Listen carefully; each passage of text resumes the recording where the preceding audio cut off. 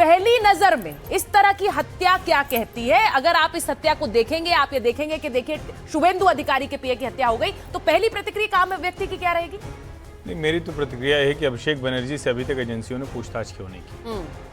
क्या बोल रहे हैं आप? सीधे सीधे जब पहली हत्या कांग्रेस के कार्यकर्ता देवदीप चटर्जी, अगर मुझे ठीक याद आ रहा हो, और अधीर रंजन चौधरी ने कहा कि कांग्रेस कार्यकर्ताओं को अपना जीवन बचाने के लिए हथियार रखना पड़ेगा। राहुल गांधी ने एक्स पर पोस्ट किया कि हमारे एक कार्यकर्ता की हत्या हो गई। ये क्लियर कट पैटर्न है।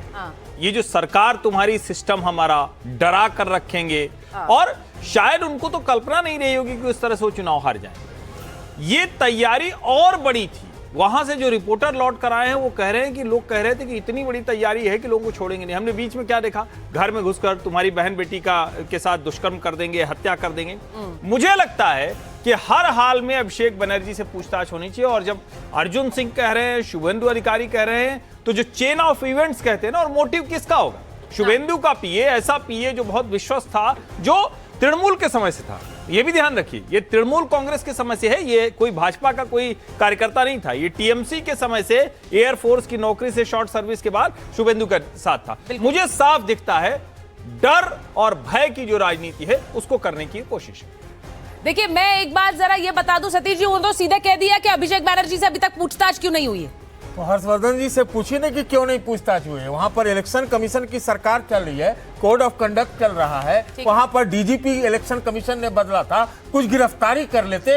अगर यही बदला है, तो यही अगर बदलाव है, तो इसको क्या कहा जाए? ऐसे ही इसी को बदलने के लिए क्या बंगाल में इस तरह से हुआ है क्या? और टीएमसी इतनी ताकतवर है, तो जो होना है हो जाए, दूध का दूध, पानी का पानी, लेकिन हो जाए ना। लेकिन तो ये थोड़ी है, या हो सकता है रंजिश की वजह से हत्या हो सकता है क्योंकि ये भवानीपुर में एक तरह से पूरा इलेक्शन मैनेजमेंट का काम कर रहे थे इनके शुभेंदु अधिकारी। ठीक है, लेकिन इसका मतलब ये भी तो साथ में सबसे प्रतिक्रिया लीजिए ना कि टीएमसी के दफ्तरों पर बुलडोजर चढ़ रहे हैं, किसी महिला को दौड़ाया जा रहा है, कई दफ्तर फूक दिए गए हैं, कितने हत्याओं का आरोप लगा। बीजेपी के भी कार्यकर्ता की हत्या हुई है सर, और ये तो पुलिस वाले कार्यकर्ता नहीं, आप सही कह रहे हैं, लेकिन सिर्फ टीएमसी क्यों सर? सिर्फ टीएमसी के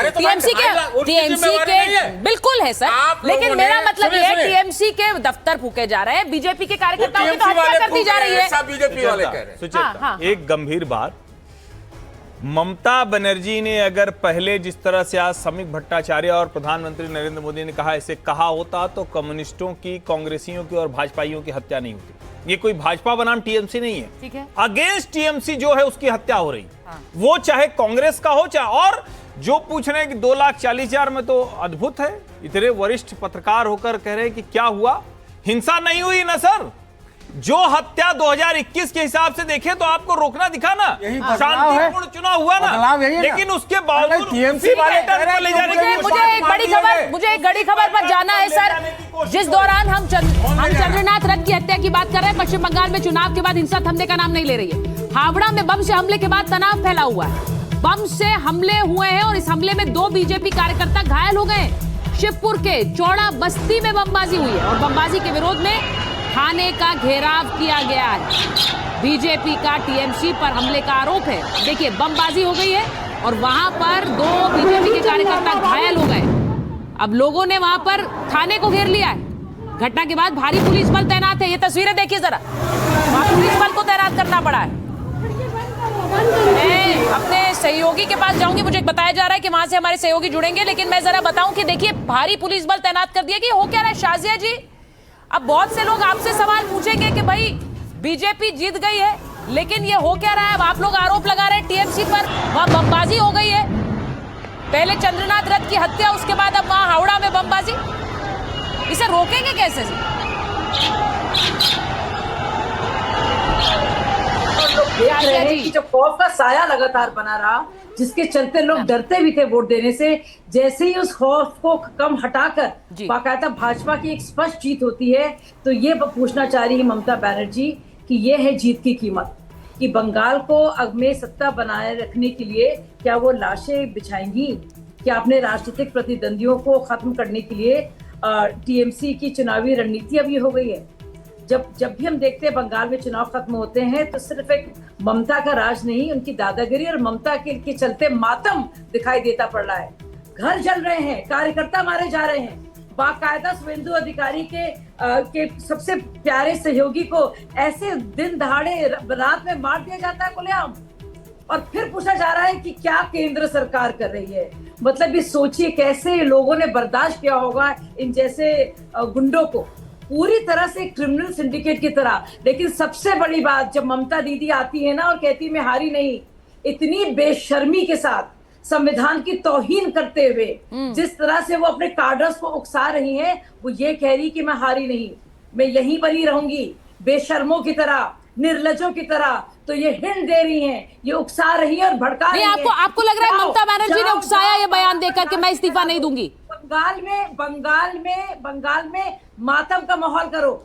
ये ममता जी जो है जब कह रही है ना मैं हार नहीं स्वीकार करती, ये उकसाने का, भड़काने का अपने कार्डर्स को, जिन्होंने लगातार सत्ता के लोभ में, चाहे तोलाबाजी हो, चाहे माफियागिरी हो, चाहे सिंडिकेटबाजी हो, जो सब किया है ना, उसका जो तंत्र जब फेल हो रहा है ना, उसके लिए ये उनको उकसाने के लिए, भड़काने के लिए इस तरह का उन्होंने चला है, और इससे कोई फायदा नहीं होने वाला है। नहीं, आपने जो बात कही शाजिया जी, मैं जरा उस पर आऊंगी। सोफिया जी, सीधे सीधे चंद्रनाथ रथ की हत्या इसलिए हुई कि ममता बनर्जी हार गई। अब शुभेंदु अधिकारी ये कह रहे हैं, वो कह रहे हैं कि अगर ममता नहीं हारती तो शायद ये नहीं होता।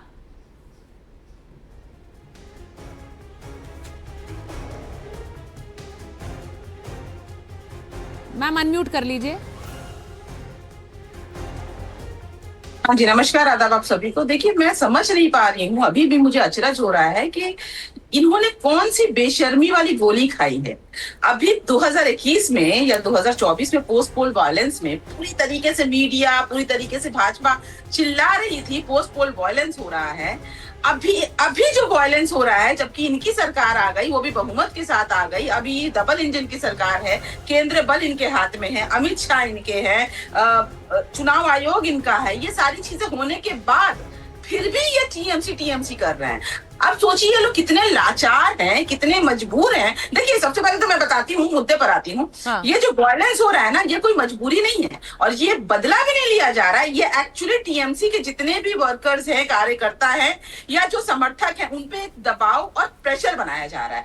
ये प्रेशर बनाया जा रहा है कि तुम लोग जल्दी से भाजपा के कार्यकर्ताओं को मार कर जो लोग तुम लोग, अरे आपके कार्यकर्ता को, एक मिनट, आपके कार्यकर्ता को अगर आप लोगों ने अगर उनको सुरक्षा नहीं दिया ना, तो शर्म करो, डूब मरो। अगर अपने कार्यकर्ता को उन्होंने काम किया 2 महीनों से, अगर उनकी सुरक्षा नहीं कर पा रहे हो तो डूब मरो।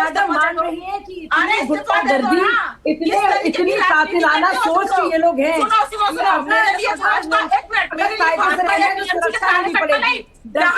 बंगाल के लोगों की अगर जाने जा रही है, जो दादागिरी है ना दीदी की, नहीं चलने देंगे। सुन लीजिए, आप बहुत हो गया, आपने मर्डर्स कराए हैं। ये मर्डर राज जो है ना ममता का, मातम राज खत्म होके रहेगा।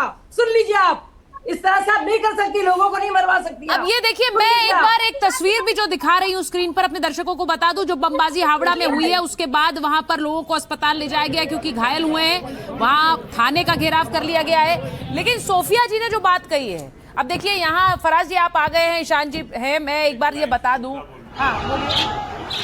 आपने सोफिया खान को सुना?